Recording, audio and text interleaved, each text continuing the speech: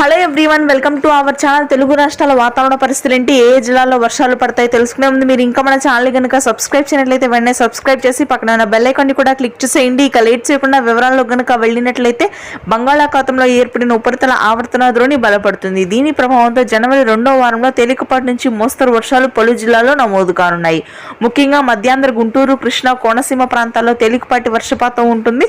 ఉత్తరాంధ్ర, శ్రీకాకుళం, విజయనగరం, విశాఖపట్నం ప్రాంతాల్లో మాత్రం 1-2 చోట్ల భారీ వర్షాలు, చలి తీవ్రత మాత్రం అత్యధికంగా పెరుగుతుంది. కనిష్ట స్థాయికి ఉష్ణోగ్రతలు పడిపోతాయి.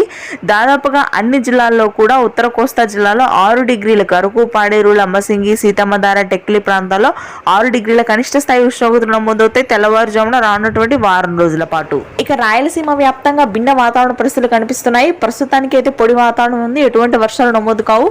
కర్నూలు, కడప, చిత్తూరు వ్యాప్తంగా పొడి వాతావరణం కొనసాగుతుంది. నెల్లూరు జిల్లాలో మాత్రం తేలికపాటి వర్షపాతం మరొకసారి నమోదవుతుంది. తెలంగాణ వ్యాప్తంగా చలి తీవ్రత మరింతగా పెరుగుతుంది.